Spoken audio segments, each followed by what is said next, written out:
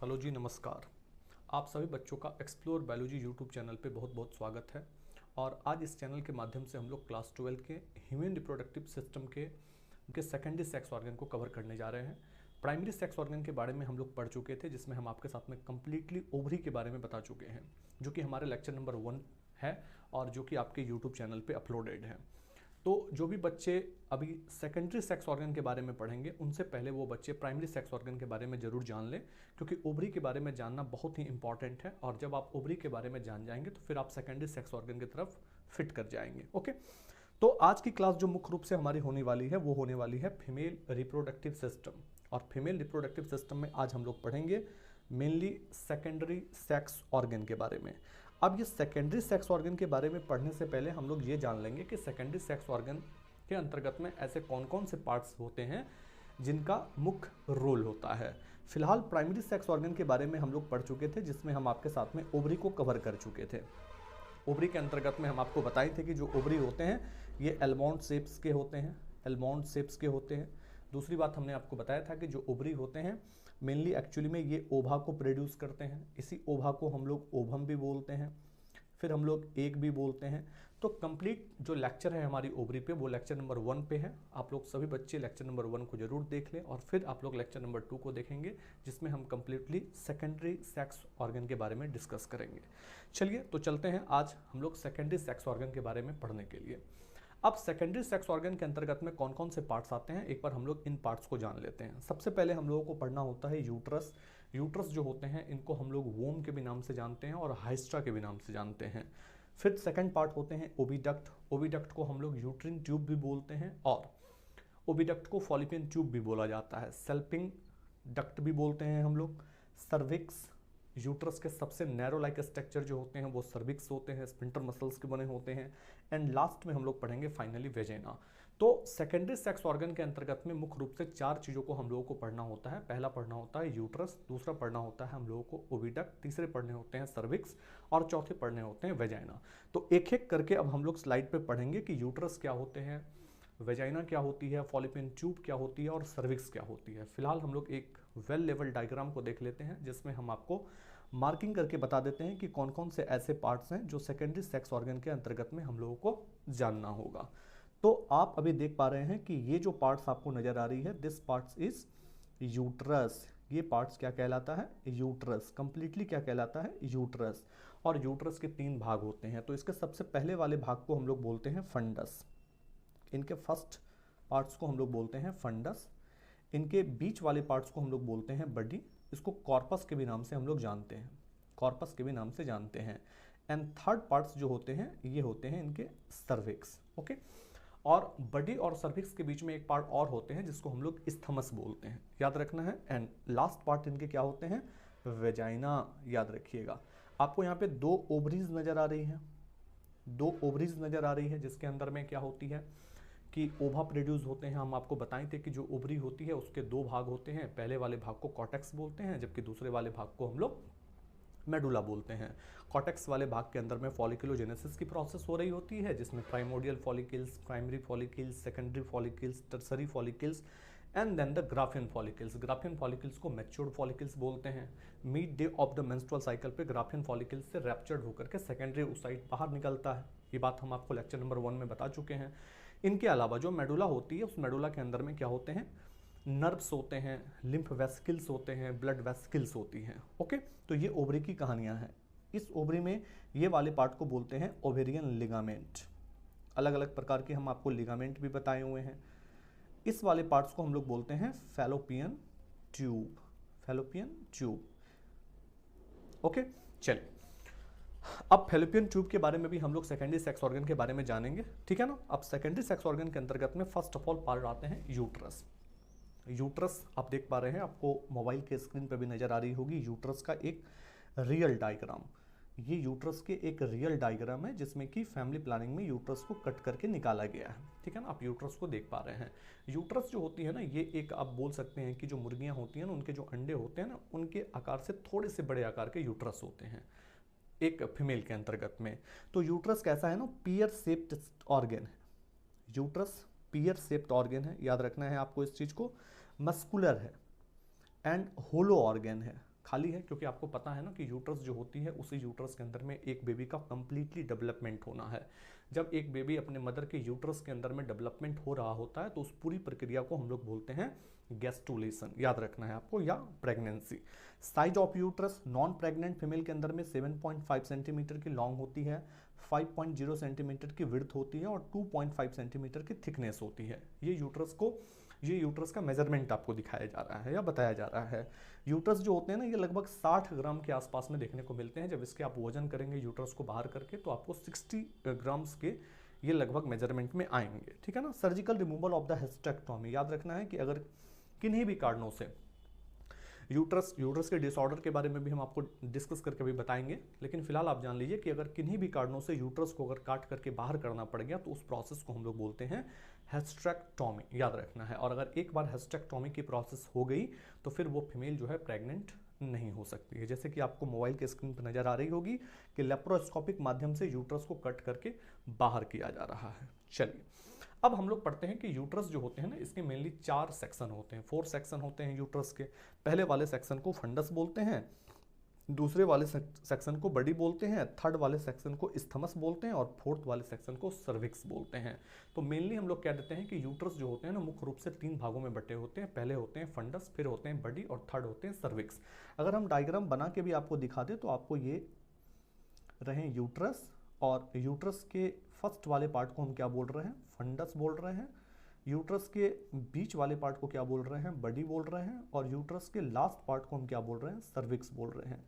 और सर्विक्स के नीचे जो होती है ना, वेजाइना कंटिन्यू होती है। वेजाइना और सर्विक्स जो होती है, या वेजाइना और जो यूट्रस होती है ना, उनके बीच में एक एंगल होते हैं, हमेशा याद रखिएगा। सर्विक्स और वेजाइना एक साथ कंटिन्यू नहीं होते हैं। वेजाइना और यूट्रस जो होती है ना, उनके बीच में एक एंगल होता है, वो कुछ इस एंगल से जो है ना जुड़े हुए होते हैं। तो मुख्य रूप से याद रख लीजिएगा कि यूट्रस जो होते हैं ना, इसके 4 सेक्शन होते हैं, 4 पार्ट्स होते हैं। पहले वाले पार्ट्स को फंडस बोलते हैं, बीच वाले को बडी बोलते हैं, सबसे लास्ट एंड नैरो पार्ट जो होते हैं वो सर्विक्स कहलाते हैं कंप्लीटली। चलिए अब इनके चारों पार्ट्स को हम आपको दिखा देते हैं, इनके चारों सेक्शन को हम आपको दिखा देते हैं। सबसे पहले आपको नजर आ रही होगी फंडस ऑफ यूट्रस। क्या नजर आ रही है आपको, फंडस ऑफ यूट्रस, जो कि यूट्रस का सबसे ऊपर वाला पार्ट है। फिर आपको नजर आ रही है बडी ऑफ यूट्रस, जो कि यूट्रस के मिडिल वाले पार्ट्स हैं। फिर आपको नजर आ रही है सर्विक्स ऑफ द यूट्रस, जो कि यूट्रस के सबसे नैरो वाले पार्ट है, सबसे नीचे वाले पार्ट है। फिर आपको एक स्थमस नजर आ रहा होगा, जो कि बडी और सर्विक्स के बीच का पार्ट है। तो कुल मिलाकर के आप कह सकते हैं कि uterus is divided into the 4 section. First section is the fundus and second is the body, third is the isthmus and fourth is the cervix. But generally आप बोल सकते हैं कि यूट्रस जो होती है मुख्य रूप से 3 भागों में बटे होते हैं। पहले वाले को फंडस, बीच वाले को बडी और थर्ड वाले को सर्विक्स बोलते हैं। चलिए अब कहानियां को स्टार्ट करते हैं फंडस पे। अब इसके एक एक सेक्शन को हम लोग थोड़ा सा पढ़ लेते हैं, इनके कुछ कुछ कैरेक्टर्स को जान लेते हैं। ओके, तो सबसे पहले याद रखिएगा कि जो फंडस वाले पार्ट्स होते हैं, ये फंडस वाले पार्ट्स कैसे होते हैं, डोम शिफ्ट स्ट्रक्चर के होते हैं। अपर मोस्ट रीजन है, वाइडेस्ट पार्ट है, ठीक है ना। एक एक चीज को हम आपके लिए अंडरलाइनिंग कर रहे हैं और एक एक चीज पे आप ध्यान रखिएगा। Connect to the Fallopian tube, याद रखना है कि जो फंडस के पार्ट होते हैं ना, वो फॉलोपियन ट्यूब के साथ में कनेक्ट होते हैं। आपको नजर आ रही है ना यूट्रिन ट्यूब, इसी यूट्रिन ट्यूब को क्या बोल रहे हैं हम लोग, ओविडक्ट। अभी हम लोग डिस्कस करेंगे ओविडक्ट के बारे में, कंप्लीटली डिस्कस करेंगे। इसी ओविडक्ट का एक दूसरा नाम भी होता है जिसको हम लोग फैलोपियन ट्यूब बोलते हैं, फॉलोपियन ट्यूब बोलते हैं। ओके, आपको यहाँ पे फंडस ऑफ यूट्रस नजर आ रही होगी, फंडस ऑफ यूट्रस नजर आ रही होगी, ठीक है ना। यहाँ पे आपको इनफंडेबुलम नजर आ रही है, infundibulum is the part of the Fallopian tube, discuss करके बताएंगे। फिमरे नजर आ रही है, ये भी फॉलोपियन ट्यूब के पार्ट्स हैं, ठीक है ना। और जो इनके फंडस के पार्ट्स होते हैं ना, वो फंडस के पार्ट्स होते हैं ये, ठीक है ना। आप नजर रखिएगा इस चीज पे, हम आपको हाईलाइट करके बता रहे हैं। तो अपर मोस्ट पार्ट है, याद है ना, याद रखना है, डोम शिफ्ट स्ट्रक्चर है, वाइडेस्ट पार्ट है और फॉलोपियन ट्यूब के साथ में ये कनेक्ट होते हैं, ठीक है। तो ये थी फंडस के बारे में कुछ कहानियां। अब चलते हैं हम लोग कॉर्पस पे, जिसको हम लोग बडी भी बोलते हैं। एक्चुअली में इम्प्लांटेशन जो होती है, जब ब्लास्टोसिस्ट इंडोमेटेरियम के लाइनिंग के साथ में आकर के जुड़ जाती है, तो उस केस को हम लोग इम्प्लांटेशन बोलते हैं, याद रखना है। और इम्प्लांटेशन के बाद जो होती है ना, प्रेगनेंसी आगे की ओर बढ़ती है और कंप्लीट जो प्रेगनेंसी मेंटेनिंग होती है ना, वो कहाँ होते हैं, इसी कॉर्पस, इसी बडी के अंदर में, याद रखना है आपको। Main body of uterus, uterus का ये मेन बडी है, ठीक है ना, ये यूट्रस के मेन बडी है। Fertilised egg implanted during the pregnancy. Fertilised egg क्या है? फर्टिलाइज्ड एग का मतलब हो रहा है कि जब ओवा और स्पर्म दोनों मिल चुके हैं तो ये फर्टिलाइज्ड एग हो चुके हैं, और ये दोनों जब मिल जाते हैं तो फाइनली जाइगोट बना देता है, याद रखना है। और जाइगोट के अंदर में फिर क्लीवेज डिवीजन होती है, और क्लीवेज डिवीजन के उपरांत में मोरूला बनते हैं, ब्लास्टुला बनते हैं, और फिर आगे की प्रोसेस होती रहती है, सेलों का डिवीजन बढ़ता रहता है, और फाइनली जो है ये यूट्रस के इंडोमेट्रियम लाइनिंग के साथ में शिफ्ट हो जाते हैं, और फिर प्रेगनेंसी मेंटेन हो जाती है। तो हम लोग कंप्लीट प्रेगनेंसी के बारे में भी पढ़ेंगे। अभी हम लोग एक्चुअली में फीमेल रिप्रोडक्टिव सिस्टम के सेकेंडरी सेक्स ऑर्गन के बारे में पढ़ रहे हैं। चलिए, अगर वीडियो पसंद आ रही है आपको तो जरूर चैनल को सब्सक्राइब कर दीजिए, बेल आइकन को हिट कर दीजिए, वीडियो को लाइक कर दीजिए और शेयर कर दीजिए, क्योंकि विद्या को जितना आप बांटिएगा विद्या आपके पास उतना ही लौट के आएगा। तो हमेशा आप विद्या को बांटते रहिए। चलिए बढ़ते हैं आगे, हम लोग स्थमस के बारे में पढ़ते हैं। अब स्थमस के बारे में क्या कहानियां हैं ये जान लेते हैं। तो the part of the uterus between the corpus and the cervix, हम आपको बताए थे कि जो कॉर्पस होते हैं और जो सर्विक्स होते हैं, इसके बीच के पार्ट्स को हम लोग क्या बोलते हैं? इसके बीच के पार्ट्स को हम लोग बोलते हैं स्थमस। याद रखना है। सर्विक्स कौन से पार्ट्स हो गए? ये हो गए सर्विक्स। तो सर्विक्स के पार्ट और बॉडी के पार्ट के बीच के पार्ट को हम लोग स्थमस बोलते हैं, याद रखना है बस इतनी बात को।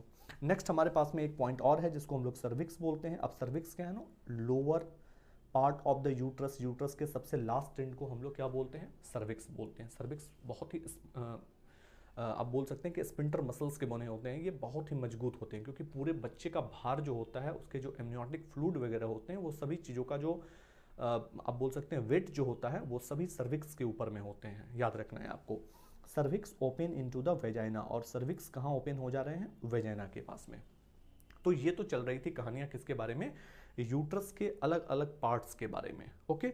जिसमें हमने आपके साथ डिस्कस करके बताया फंडस, फिर हमने आपको बताया बॉडी, फिर हमने आपको बताया स्थमस, और फिर लास्ट में हमने आपको बताया सर्विक्स। इन चारों के बारे में पढ़ने के बाद अब हम लोग चलते हैं थोड़ा सा लिगामेंट ऑफ यूट्रस पे।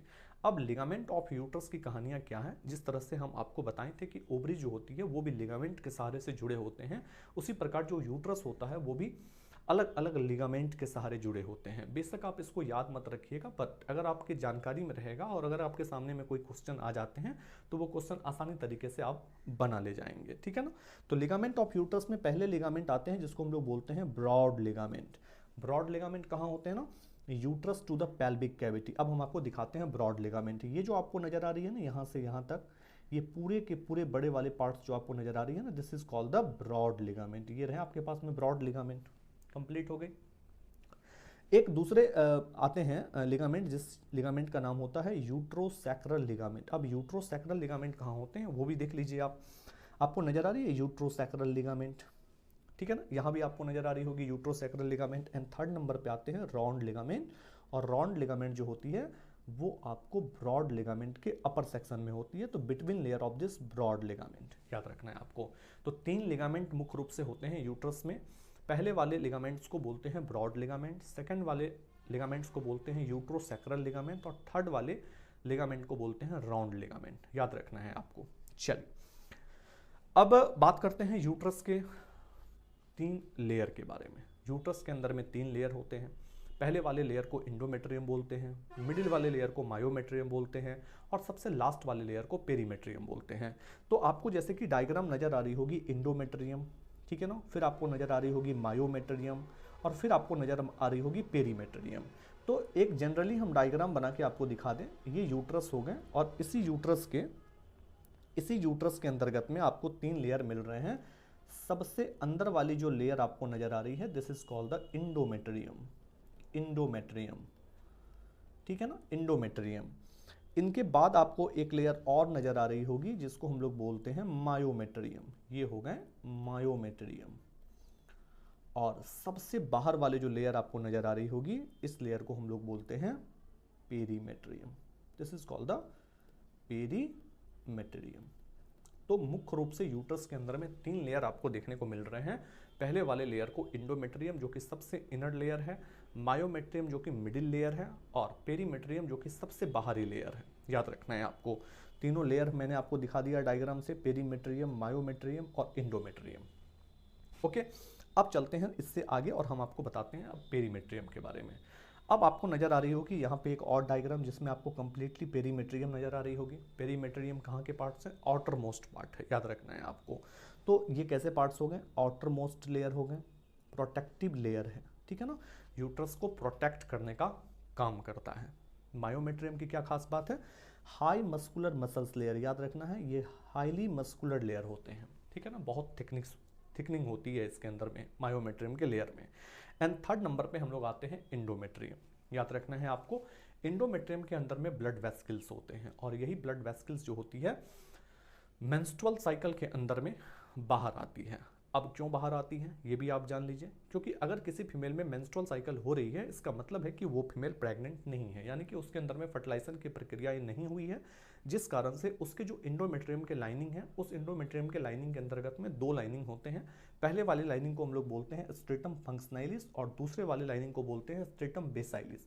तो याद रखना है, हर मेंस्ट्रुअल साइकिल में, हर रिप्रोडक्टिव साइकिल में जो स्ट्रेटम फंक्शनैलिस की लेयर होती है ये सेडे आउट होती है, और हर मेंस्ट्रुअल साइकिल के अंतर्गत में स्ट्रेटम बेसाइलिस की जो लेयर होती है वो स्ट्रेटम फंक्शनैलिस की लेयर को बनाते हैं। तो हम लोग जनरली बोल देते हैं कि इंडोमेट्रियम के लाइनिंग सेडे आउट होते हैं हर मेंस्ट्रुअल साइकिल के अंदर में। लेकिन अगर आप थोड़े से डिटेल्स में जाके देखेंगे तो स्ट्रेटम फंक्शनैलिस का जो लेयर होता है, जो कि इंडोमेट्रियम के अपर लेयर होते हैं, वो लेयर हर रिप्रोडक्टिव साइकिल के अंतर्गत में बाहर आते हैं या टूटते हैं।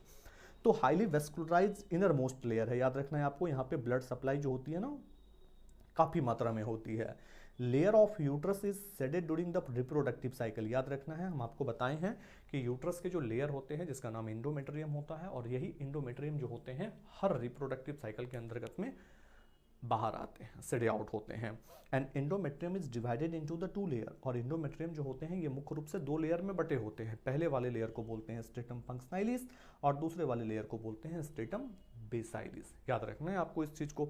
यहाँ पे आपको ओवरी भी नजर आ रही होगी, फंडस ऑफ यूट्रस नजर आ रहे हैं, फॉलिपियन ट्यूब नजर आ रही है, कंप्लीट यूट्रस भी नजर आ रही है, मायोमेट्रियम, इंडोमेट्रियम, पेरीमेट्रियम तीनों नजर आ रहे हैं आपको। नीचे वेजाइना भी नजर आ रही है, सर्विक्स भी नजर आ रही है।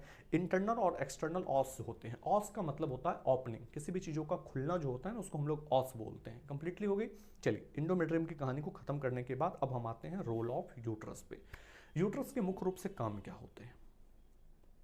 अब यूट्रस के मुख्य रूप से वर्क क्या होते हैं, इसके मुख्य रोल क्या होते हैं, इनके बारे में हम लोग जानते हैं।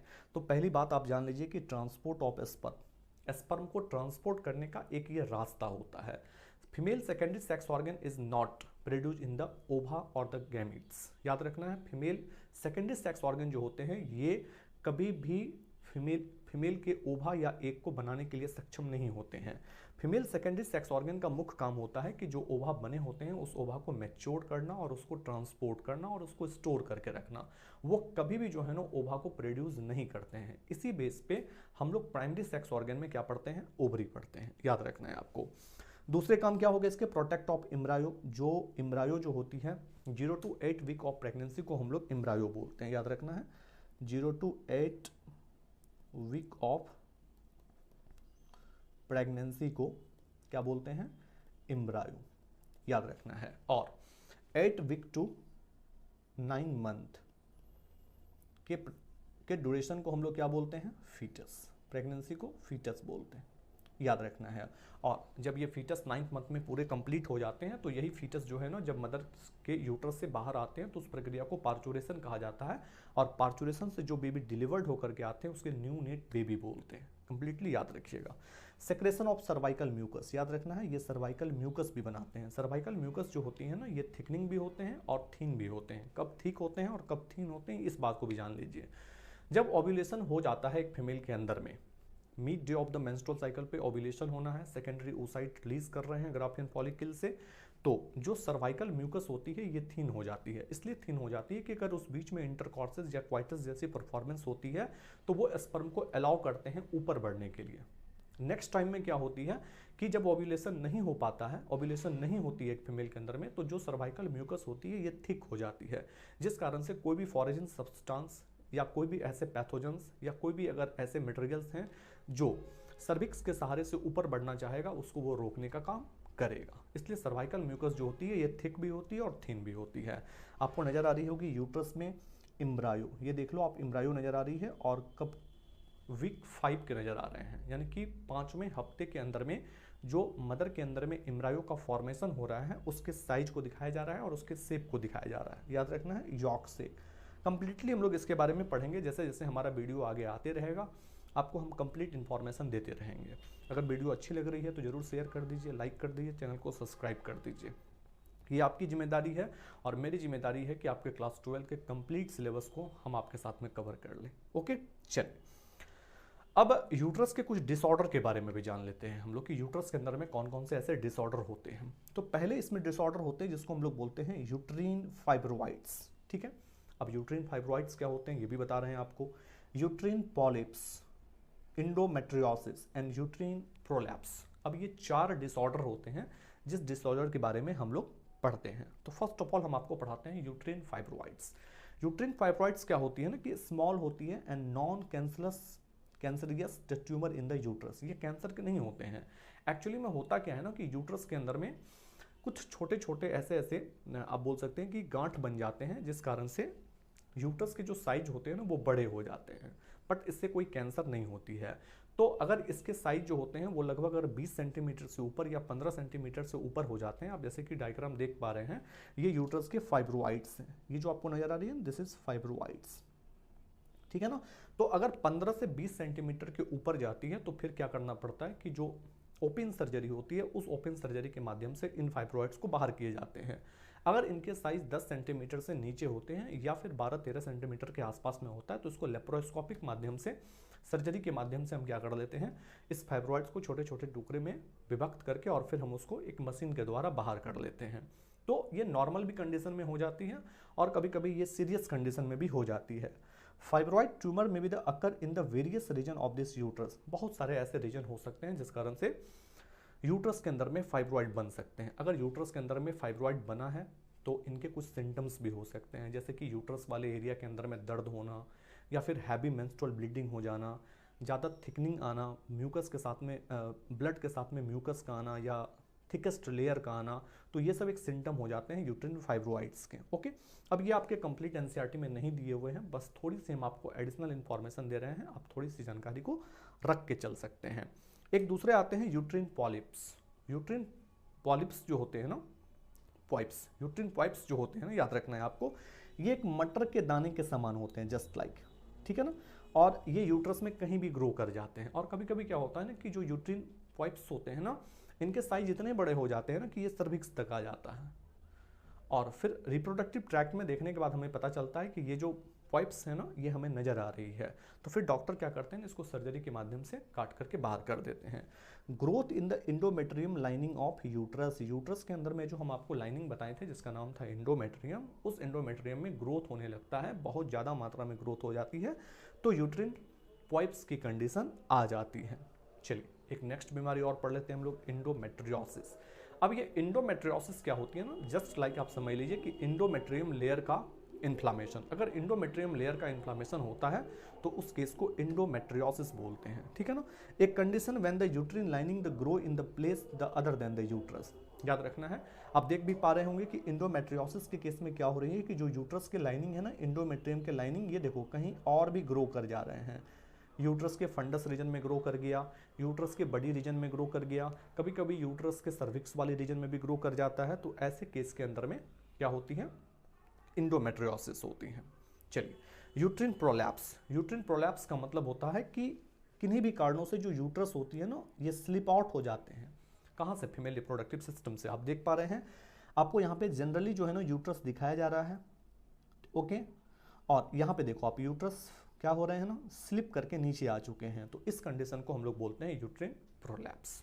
तो मैंने आपको 4 डिसऑर्डर के बारे में बताया और इसी के साथ जो आपकी यूट्रस की कहानियाँ थी वो यूट्रस की कहानियाँ यहाँ पे खत्म हो जाती है। यूट्रस के मैंने आपके साथ 3 पार्ट्स के बारे में डिस्कस कर लिया। पहला फंडस जो कि अपर मोस्ट पार्ट है, दूसरा बॉडी कॉर्पस, ठीक है ना, और तीसरा सर्विक्स जो कि सबसे लास्ट एंड नेरो पार्ट्स हैं, ठीक है।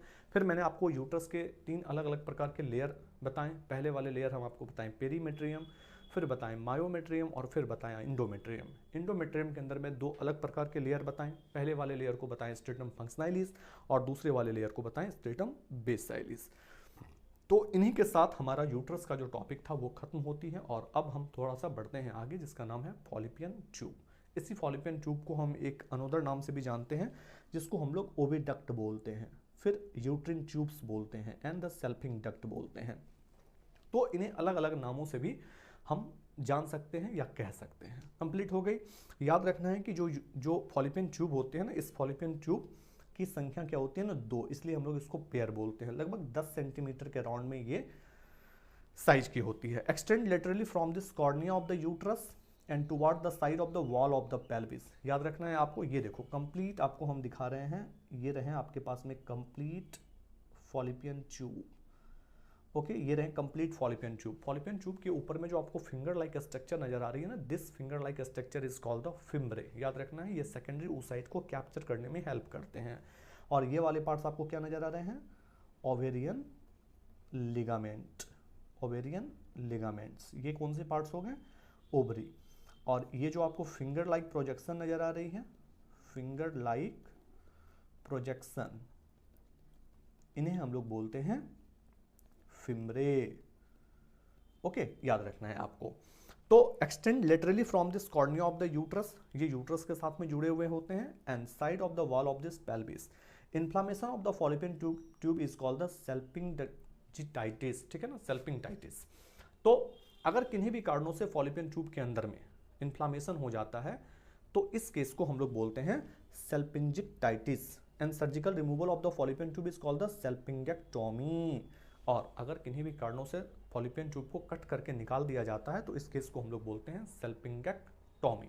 अब सेल्पिंगेक्टोमी जो होती है, ये अलग अलग कंडीशन के अंदर में भी हो सकती है। मान लीजिए कि किसी के फॉलिपियन ट्यूब के अंदर में सिस्ट बन गए हैं, या कुछ फाइब्रॉइड्स बन गए हैं, या इन्फ्लामेशन हो गई है, या इक्टोपिक प्रेगनेंसी हो गई है, ट्यूबल प्रेगनेंसी हो गई है। तो इस केस में क्या होगा, इस केस में जो फॉलिपियन ट्यूब होंगे, चाहे वो राइट साइड के हो, चाहे वो लेफ्ट साइड के हो, या दोनों हो, तो दोनों फॉलिपियन ट्यूब को कट करके बाहर कर दिया जाएगा। याद रखना है आपको, क्या फॉलिपियन ट्यूब को कट कर देने के बाद क्या ओवम या ओभा या सेकेंडरी oocyte रिलीज हो सकते हैं? इस क्वेश्चन का जवाब जो है आप अपने कमेंट बॉक्स के अंदर में डालिएगा।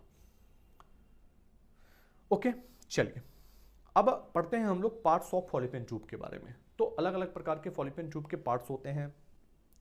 सबसे पहले वाले पार्ट्स को बोलते हैं हम लोग फिम्ब्रे, फिर बोलते हैं इनफंडेबुलम, थर्ड पार्ट को बोलते हैं एम्पुला। एम्पुला जो होते हैं ना, ये फर्टिलाइजेशन टेक प्लेस होता है, यहाँ पे फर्टिलाइजेशन मुख्य रूप से होती है। और लास्ट पार्ट को हम लोग बोलते हैं स्थमस। अब जैसे कि हम आपको इस डायग्राम के माध्यम से दिखाना चाहेंगे, आपको यहाँ पे फिम्ब्रे नजर आ रही होगी। फिम्ब्रे एक फिंगर लाइक प्रोजेक्शन है। ये जो पार्ट्स आपको नजर आ रहे हैं ना, ये वाले जो पार्ट्स आपको नजर आ रहे हैं, ये वाले पार्ट्स हुए फिम्ब्रे। ओके, फिर आपको इनफंडेबुलम नजर आ रही है, फिर आपको एम्पुला नजर आ रही है, और फिर आपको स्थमस नजर आ रही है।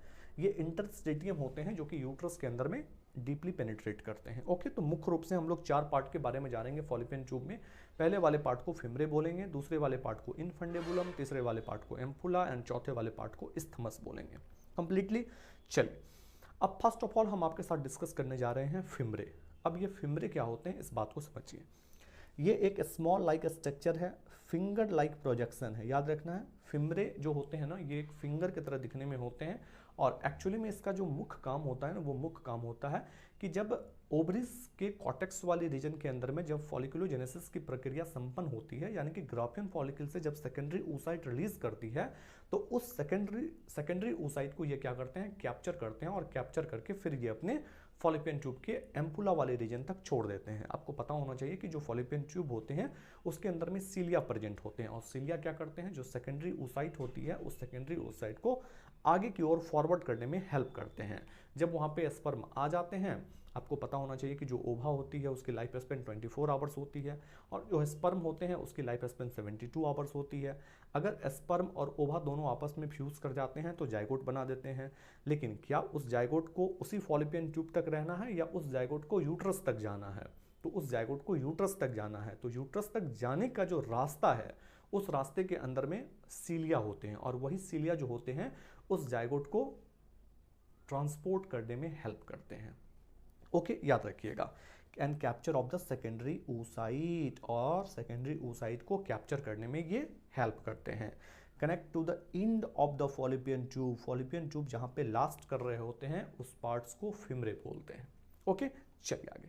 इनफंडेबुलम फनल लाइक पोर्शन है, क्लोजेस्ट टू द ओवरी, याद रखना है आपको, इनफंडिबुलम जो होते हैं ना ये ओवरी के बहुत नजदीक में होते हैं, क्लोजेस्ट होते हैं। ओके, एम्पुला क्या है ना, वाइडेस्ट पार्ट है, लॉन्गेस्ट पार्ट है, location between the infundibulum and the isthmus, ये देख लो आप, स्थमस आपको नजर आ रही होगी और इनफंडेबुलम नजर आ रही होगी, इनके बीच में आपको क्या नजर आ रहा है, एम्पुला। एम्पुला जो होती है ना ये एक सॉलिन लाइक स्ट्रक्चर होती है और यहीं पे सेकेंडरी oocyte जो होते हैं ना आकर के रुकते हैं, और सेकेंडरी oocyte की जो लाइफ स्पेन होती है वो 24 आवर्स की होती है, याद रखना है आपको। Fertilisation most take place in the ampulla, याद रखना है, फर्टिलाइजेशन का मुख्य जगह कौन सा है, एम्पुला। एम्पुला के पास में ही फर्टिलाइजेशन की प्रक्रियाएं संपन्न होती है। इसके बाद कहानियों को हम आगे बढ़ाते हैं और फिर बताते हैं स्थमस। स्थमस क्या होती है ना, short narrow portion that joints of the uterus. देखो ना, यूट्रस के साथ में जो स्थमस होते हैं ना वो ज्वाइंट किए हुए हैं, ठीक है ना, याद रखना है।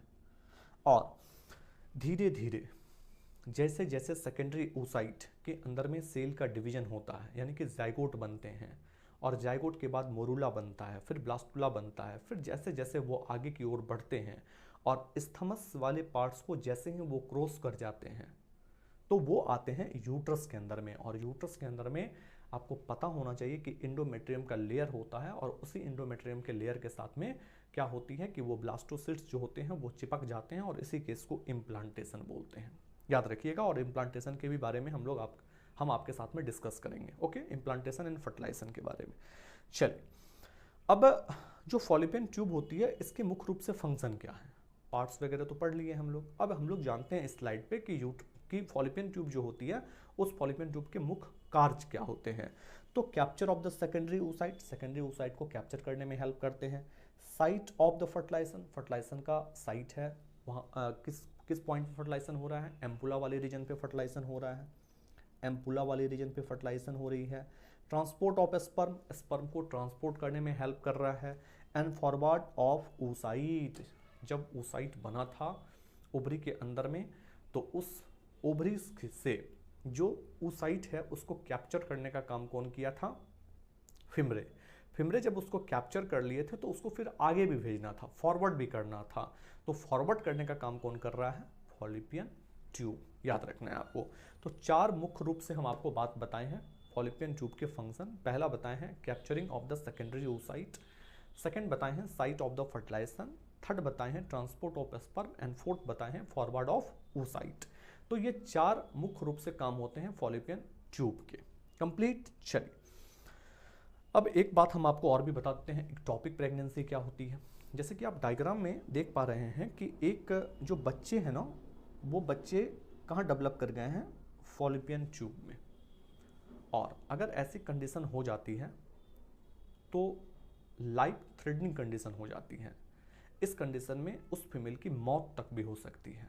तो ectopic pregnancy is a very dangerous pregnancy, बहुत ही खतरनाक प्रेगनेंसी होती है।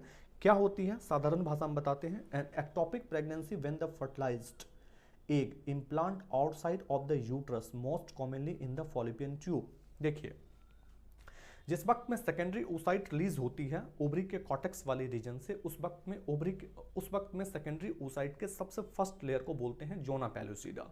और जोना पेलुसिडा लेयर जो होती है ये सेकेंडरी oocyte के सबसे बाहर वाले लेयर होते हैं। यहाँ तक कि जब उसमें स्पर्म इंटर भी कर जाते हैं तो भी जोना पेलुसिडा का लेयर नहीं हटता है। जोना पेलुसिडा का लेयर तब हटेगा जब यूट्रस के इंडोमेट्रियम के साथ में जब वो चिपकेगा, तब जोना पेलुसिडा का लेयर वहां से सेड आउट होगा या हटेगा। ओके, तो an ectopic pregnancy when a fertilised egg the implant outside, मान लेते हैं कि यूट्रस जो होती है उस यूट्रस के अंदर में इम्प्लांटेशन की प्रोसेस नहीं हुई है, यूट्रस को छोड़ करके कहीं और प्रेगनेंसी हो गई है, कहीं और जो है ना इम्प्लांट हो गई है, इम्प्लांटेशन हो गया है। The uterus must be the commonly in the fallopian tube. और ऐसा जगह कहाँ हो सकता है, फॉलिपियन ट्यूब में हो सकता है। तो अगर फॉलिपियन ट्यूब में किसी भी प्रकार का इम्प्लांटेशन हो गया है तो उस केस को एक्टोपिक प्रेगनेंसी बोलते हैं। And fallopian tube is not made to the hold and the growing embryo. याद रखना है आपको, एम्ब्रायो का सुटेबल जगह फॉलिपियन ट्यूब नहीं है, एम्ब्रायो का सुटेबल जगह है यूट्रस, और यूट्रस के अंदर में ही एक बच्चे का कंप्लीट डेवलपमेंट होना है, एक बच्चे का कंप्लीट विकास होना है। अगर यूट्रस के अंदर में वो बच्चे का विकास ना होकर के किसी अन्य जगह पे हो जाती है तो उसी केस को हम लोग एक्टोपिक प्रेगनेंसी बोलते हैं, और इसको ट्यूबल प्रेगनेंसी के भी नाम से जानते हैं। And ectopic pregnancy is the life threatening condition, और ऐसे कंडीशन में उस फीमेल की मौत तक भी हो सकती है। याद रखना है, अगर सही समय पर अगर उसका इलाज नहीं किया गया, सही समय पर अगर उसको ट्रीटमेंट नहीं दिया गया, तो इस कंडीशन में उस फीमेल की जान भी जा सकती है।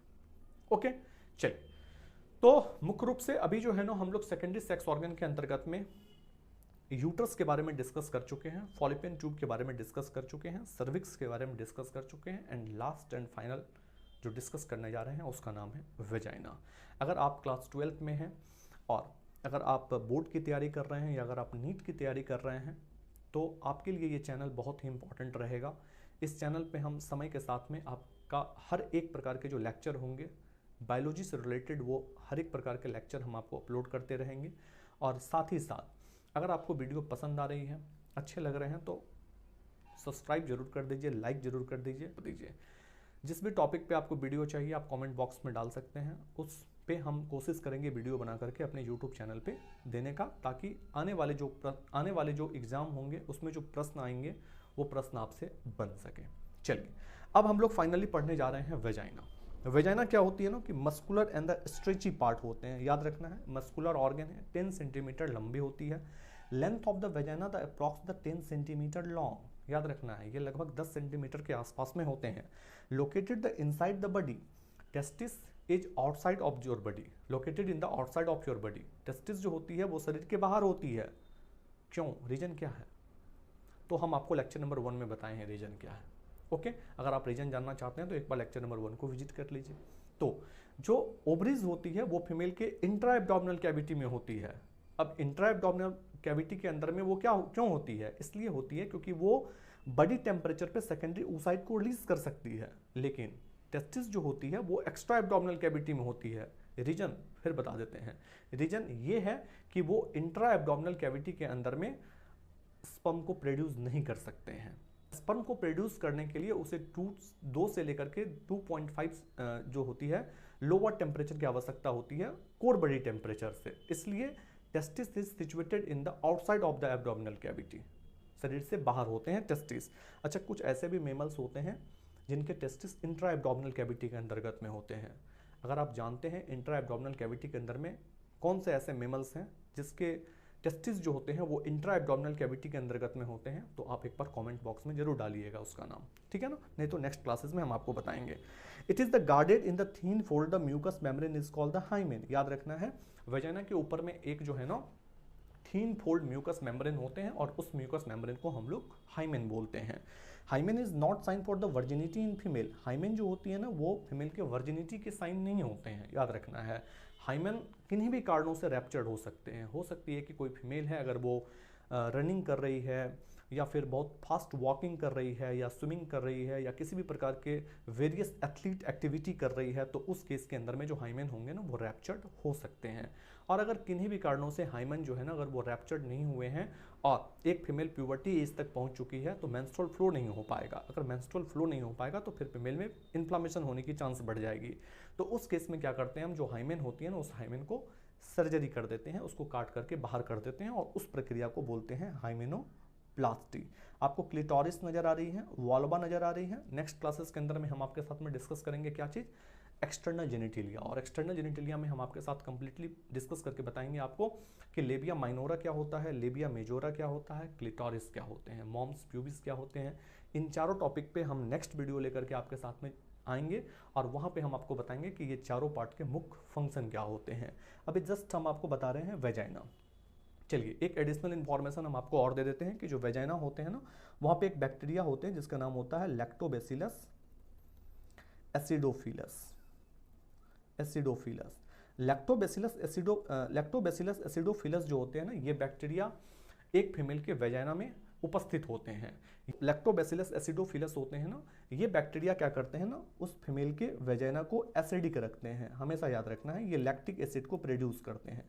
लैक्टिक एसिड को प्रोड्यूस करते हैं, एक्चुअली में ये ग्लाइकोजन को कन्वर्ट करते हैं लैक्टो एसिड में, और जो फीमेल के वेजाइना होते हैं ना वो एसिडिक होते हैं। क्यों एसिडिक होते हैं? क्योंकि अगर कोई भी फॉरेन पार्टिकल्स है, कोई भी पैथोजेंस है, तो वो वेजाइना के थ्रू भी क्या हो सकते हैं, फीमेल के शरीर के रिप्रोडक्टिव ट्रैक्ट को प्रभावित कर सकते हैं, या फीमेल के शरीर के ब्लड के अंदर में जा सकते हैं और वहाँ पे इन्फ्लामेशन कर सकते हैं। तो इस केस के लिए वहाँ पे क्या होते हैं, लैक्टोबैसिलस एसिडोफिलस नाम के बैक्टीरिया पाए जाते हैं। क्या रोल है वेजाइना का? तो passage way of the reproductive fluid, जो मेंस्ट्रुअल फ्लूइड है, जो मेंस्ट्रुअल साइकिल के अंदर में बन के बाहर आ रही है, उसी को रिप्रोडक्टिव फ्लूइड बोल रहे हैं। तो वो रिप्रोडक्टिव फ्लूइड को बाहर निकालने का काम कौन कर रहा है? वेजाइना कर रहा है। इंटरकॉर्सेस को अलाउ कौन कर रहा है? वेजाइना कर रहा है। चाइल्ड बर्थ को अलाउ कौन कर रहा है? वेजाइना कर रहा है। नॉर्मल डिलीवरी के अंदर में चाइल्ड बर्थ जो होती है वो वेजाइना के थ्रू ही बाहर होते हैं न्यूनेट बेबी, तो चाइल्ड बर्थ में इसकी हेल्प हो जाती है। चलिए, तो इसी के साथ जो है ना आज हम आपके साथ में कंप्लीटली डिस्कस कर दिए हैं सेकेंडरी सेक्स ऑर्गन के बारे में। अगर आपको ये वीडियो पसंद आई होगी तो आप इस चैनल को जरूर सब्सक्राइब कर दीजिए, इसके बेल आइकन को हिट कर दीजिए, लाइक कर दीजिए और प्यारे प्यारे कमेंट्स करके शेयर कर दीजिए। तो इसी के साथ आज की क्लास को हम यहीं पे समाप्त करते हैं और मिलते हैं फिर आपके साथ में हम नेक्स्ट क्लासेस के अंदर में एक्सटर्नल जेनिटिलिया को लेकर के। तब तक के लिए आप सभी बच्चों को बहुत बहुत धन्यवाद। Thank you.